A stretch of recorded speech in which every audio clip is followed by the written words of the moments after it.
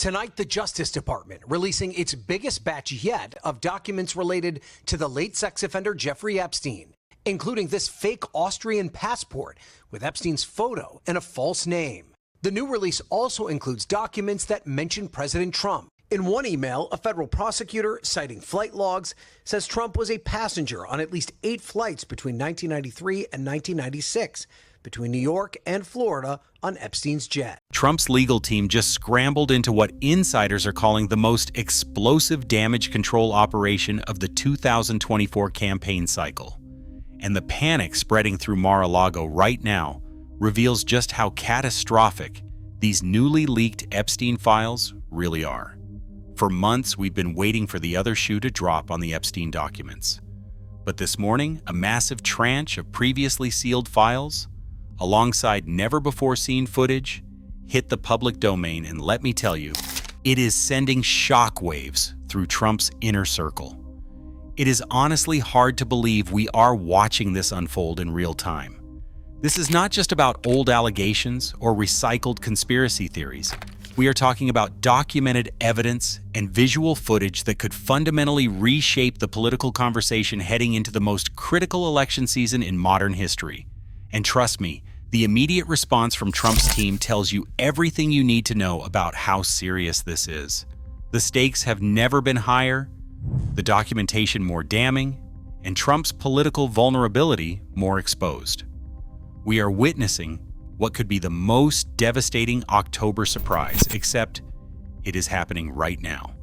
Let me fill you in on exactly what dropped and why legal experts and political commentators are calling this an absolute game changer. Here is the scoop on the release. Early this morning, a federal court unsealed approximately 200 pages of documents related to the Jeffrey Epstein case, including flight logs, witness testimony, and communications that have been under seal for years. According to multiple sources familiar with the release, these documents contain references to high-profile individuals, including detailed accounts that directly mention Donald Trump in contexts that his team has spent years trying to keep buried. But here is where it gets absolutely stunning. Alongside the document dump, leaked footage, reportedly from a private event in the late 1990s, surfaced showing Trump and Epstein together at what appears to be an exclusive party. The footage, which multiple news outlets are now working to verify, shows interactions that contradict years of Trump's public statements about the nature of his relationship with Epstein. Trump has been maintaining for years that he barely knew Epstein, that they were not close, and that he banned him from Mar-a-Lago decades ago. Those talking points have been the foundation of his defense strategy. But this morning, with these files going public and this footage making the rounds, that entire narrative is crumbling in real time. According to journalists who have reviewed the documents, the timeline and details paint a picture that is fundamentally at odds with Trump's version of events. And the footage is providing visual confirmation that is impossible to spin away. According to the New York Times, which obtained copies of the unsealed documents within hours of their release, the files include depositions from multiple witnesses who describe seeing Trump at Epstein's properties on numerous occasions throughout the 1990s and the early 2000s. One deposition given under oath by a former Epstein employee specifically details Trump's presence at a Palm Beach gathering where the witness said inappropriate behavior was normalized and encouraged. The documents also include flight logs that show Trump's name appearing on manifests for Epstein's private aircraft, the infamous plane that has been dubbed the Lolita Express in media coverage.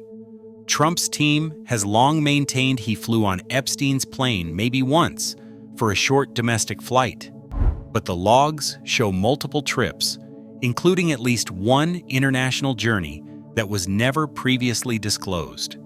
According to CNN legal analysts who have been poring over these files, there are also communications, emails, and handwritten notes that demonstrate a level of familiarity and ongoing contact between Trump and Epstein that directly contradicts the defense that he barely knew Epstein. One email reportedly from 2003 shows Trump thanking Epstein for a great evening and making plans for future get-togethers. This is devastating evidence that undermines years of carefully constructed messaging. But here is where it gets even more explosive. The leaked footage, which multiple outlets including NBC and ABC are now reporting on, shows Trump and Epstein at what appears to be a Mar-a-Lago party in 1992. In the video, which runs approximately 4 minutes, the two men are seen laughing and talking closely. At one point, Trump appears to make comments about women at the party, and Epstein nods and responds. Reports from journalists who have viewed the footage describe the interaction as chummy and familiar, with body language that suggests a close friendship rather than a casual acquaintance. Legal experts analyzing the tape say that while nothing in the footage itself is illegal, it provides visual proof that completely contradicts Trump's repeated claims about the nature of their relationship. One former federal prosecutor told MSNBC this morning, "This is the kind of evidence that makes it impossible to maintain plausible deniability. You cannot say you barely knew someone when there is video of the two of you acting like old friends at your own property." The documents also include testimony about Trump's knowledge of Epstein's behavior. According to one deposition, a witness claims Trump made comments suggesting he was aware of Epstein's preference for younger women as early as the mid-1990s. This testimony, if accurate, raises serious questions about what Trump knew and when he knew it.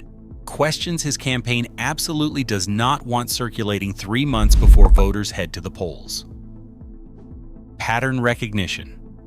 This is not the first time Donald Trump has faced scrutiny over his relationship with Jeffrey Epstein. Back in 2002, Trump told New York Magazine that Epstein was a terrific guy, and he joked about his preference for younger women.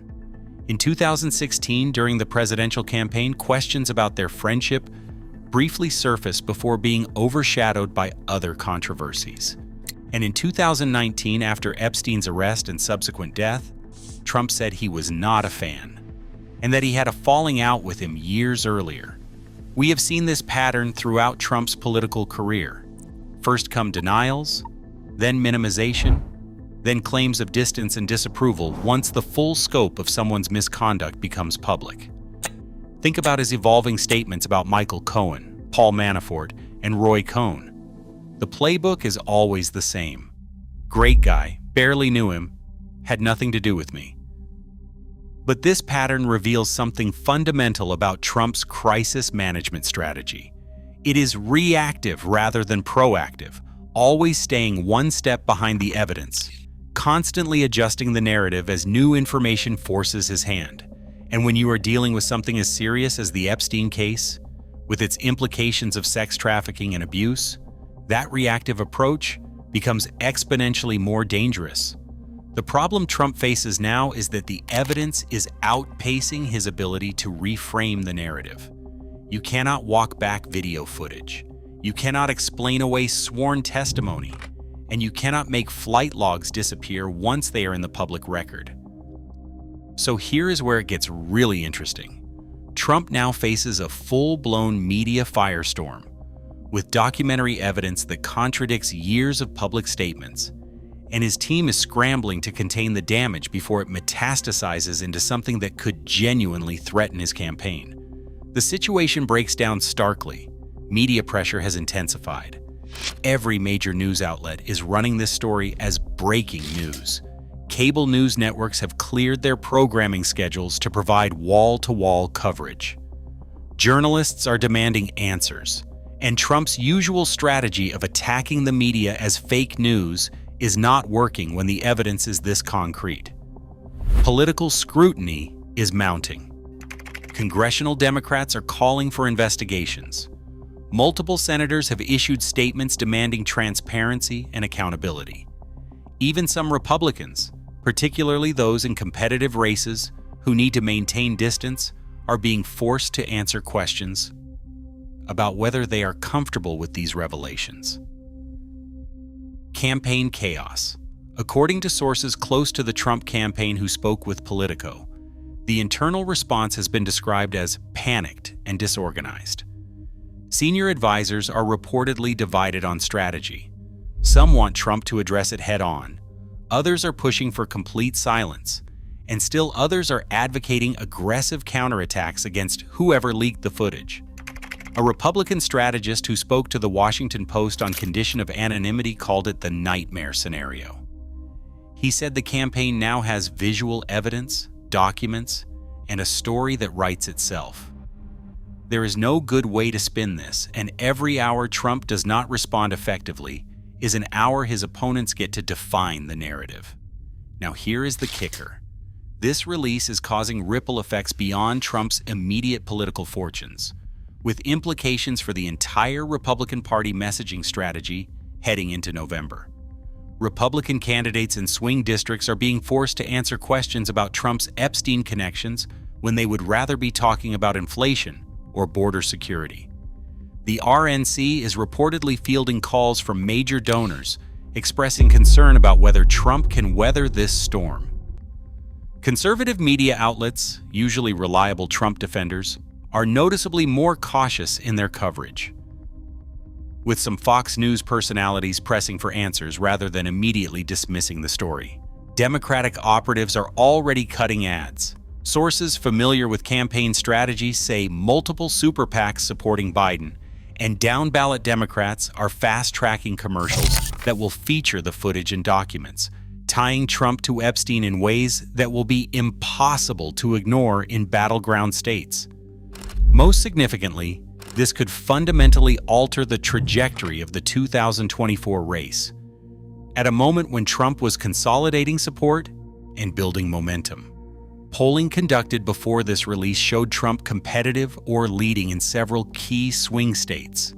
Political analysts now predict we could see significant movement in those numbers as voters, particularly suburban women and independents, process these revelations. One Democratic pollster told CNN that this is the kind of story that breaks through.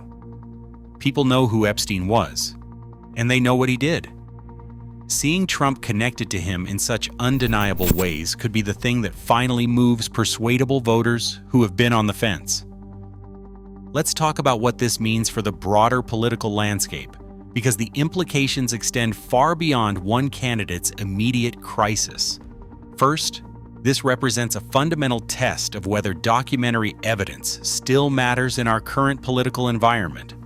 We have seen Trump survive scandals that would have ended other political careers, Access Hollywood, impeachments, indictments. But this is different. This is not about policy disagreements or even alleged crimes. This is about association with one of the most reviled figures in recent American history, backed by evidence that is hard to dismiss as partisan attack. The question becomes, in an era of deep political polarization, can anything actually change minds? Or are voters so locked into their positions that even video footage and sworn testimony will not move the needle? The answer will tell us something profound about where American democracy stands right now. Second, this puts enormous pressure on media institutions to maintain focus and demand accountability. One of Trump's most effective strategies has long been to create so much chaos that no single story can dominate the news cycle long enough to do real damage. He will try that here. Expect a flurry of counterattacks, distractions, and provocations designed to change the subject. Whether mainstream news outlets can resist that and keep the focus on these Epstein revelations will determine how much political impact this ultimately has. Third, this creates a template for how opposition research and document releases can still shape elections.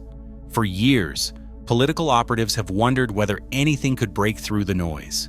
This release, timed, coordinated, and supported by compelling evidence, might provide a blueprint for how to actually land a punch in modern politics. Finally, this raises serious questions about vetting, transparency, and what voters have a right to know about candidates' past associations. If Trump wins, despite these revelations, it will signal that voters either do not care about such connections or do not believe they are disqualifying. If he loses, it will suggest there are still lines that cannot be crossed, even in our current political moment. So what does this mean in practice? The Epstein files have exploded into public view alongside leaked footage that Trump's team did not want anyone to see.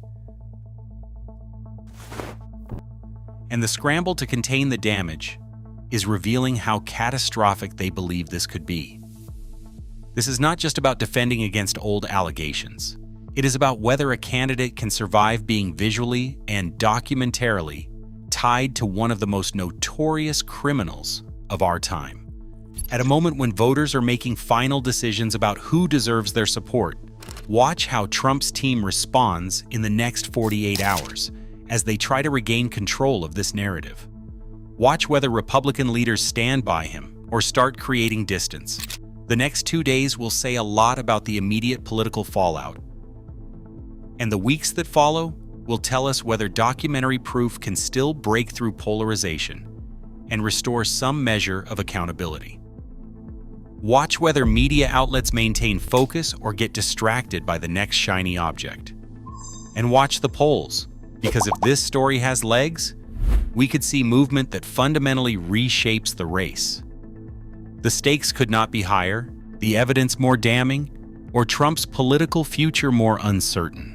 We are watching a potential turning point unfold in real time, and how this plays out over the next few weeks could determine not just who wins in November, but what kind of accountability we can still expect from our political leaders.